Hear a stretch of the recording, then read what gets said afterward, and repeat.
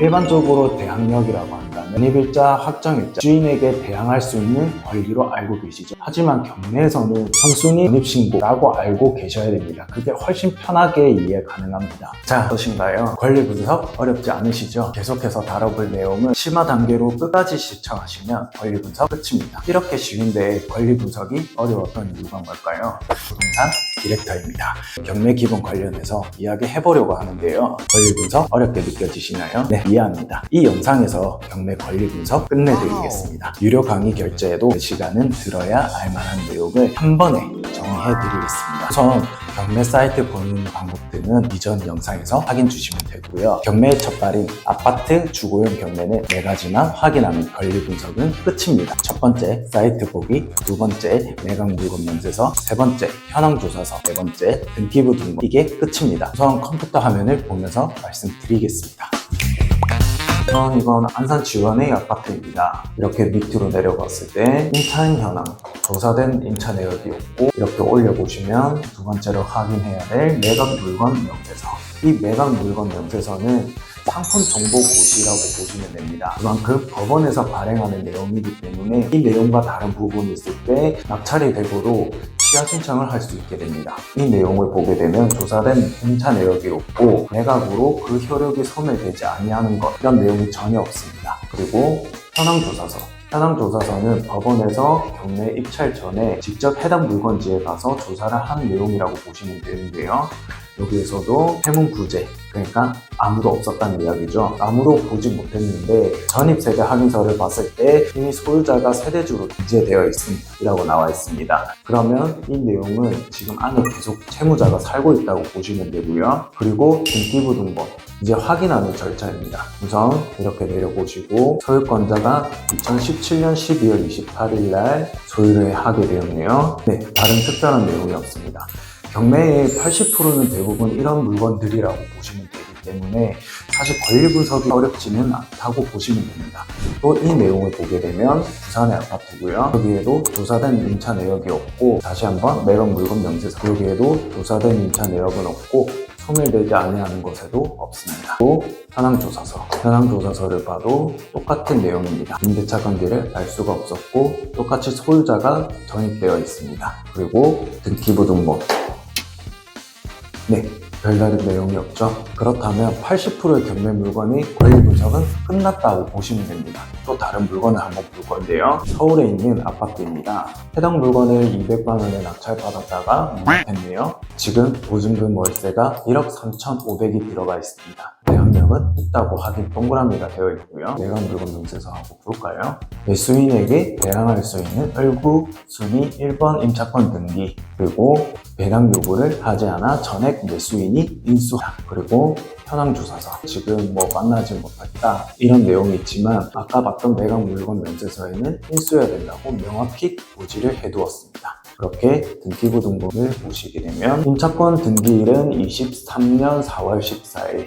네, 임차권 등기가 되어 있죠. 그러면 이 사람이 지금 200만 원의 낙찰을 받았다 해도 1억 3,500을 인수해야 되기 때문에 총 1억 3,700만 원에 낙찰됐다고 보시면 됩니다. 그리고 또 다른 사례입니다. 대항력이 또 있다고 되어 있네요. 보증금이 2억 5천입니다. 매각 물건 명세서를 보겠습니다. 지금 여기에는 배당 요구 종기 이후에 배당 요구를 했다는 내용과 임차권이 존재하지 아니함을 확인하는 확정 판결, 즉 대항력이 없다고 볼 수도 있겠죠. 여기에서 등기부 등본을 보시게 되면 여기는 임차권 등기가 설정되어 있지 않습니다. 이렇게 되면 인수되지 않는 권리로 볼 수가 있겠죠. 그리고 마지막으로 해운대 재성동에 있는 아파트입니다. 이거는 저희가 낙찰을 했고요. 대항력이 있습니다. 하지만 보증금 월세가 이상이죠. 임대차 계약서가 제출되지 않았거나 그 보증금 월세를 임차인이 말하지 않은 것입니다. 자, 어떠신가요? 권리 분석 어렵지 않으시죠? 계속해서 다뤄볼 내용은 심화 단계로 끝까지 시청하시면 권리 분석 끝입니다. 이렇게 쉬운데 권리 분석이 어려웠던 이유가 뭘까요? 예를 들어 갓 태어난 아기가 있습니다. 이 아기는 뒤집기, 앉기, 일어서기, 걷기 등등의 과정을 거쳐야 되는데 이 아이가 뛰는 법부터 배우려고 하면 어떨까요? 굉장히 어렵죠. 그래서 눈높이에 맞춰 해당 영상을 기획했습니다. 이 영상이 이해가 조금 어려우셔도 여러 번 돌려보시면 아파트 하는 데는 끝입니다.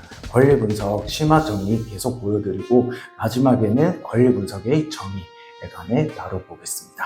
권리 분석은 실제로 사이트에서 그냥 일반적으로 보실 수 있지만 제가 조금 더 심화적으로 아실 수 있도록 정리한 표입니다. 일단 전입일자, 확정일자, 배당 신청의 여부에 따라 인수인지 인수하지 않는지가 나옵니다. 여기서 제가 조금 더 쉽게 풀이하실 수 있도록 전입일자는 누구에게, 확정일자는 경매로 돈을 받을 수 있나, 배당 신청은 계약을 유지할 수 있는지, 대항력은 선순위 전입신고라고 보시면 되는데요. 일반적으로 대항력이라고 한다면 어떻게 알고 계신가요? 전입일자, 확정일자를 갖추게 됐을 때 집주인에게 대항할 수 있는 권리로 알고 계시죠? 하지만 경매에서는 선순위 전입신고라고 알고 계셔야 됩니다. 그게 훨씬 편하게 이해 가능합니다. 이 선순위라고 하면 이 앞에 아무런 대출이라든지 어떤 권리가 없는 상태에서 전입을 하게 됐을 때 대항력을 취득한다 라는 내용으로 보시면 되고요. 이렇게 전입일자 누구에게 라고 풀이하시면 전입일자를 갖췄습니다. 그리고 선순위입니다.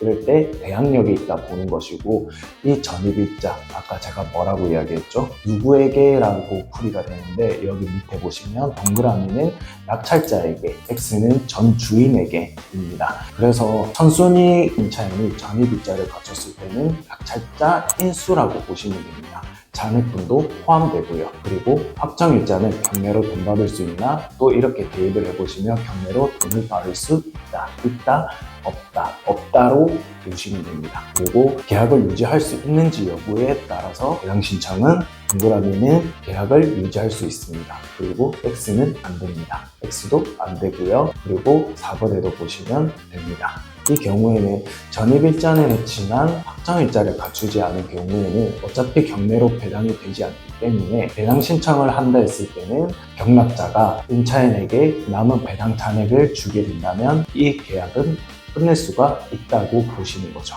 그리고 대항력이 없는 케이스입니다. 대항력이 없는 케이스는 일단은 전 주인에게 받아야 되는 것으로 풀이가 됩니다. 전 주인이라고 하면 따로 다른 방법으로 대항해야겠죠? 이렇게 정리해 보시면 권리 분석은 끝입니다.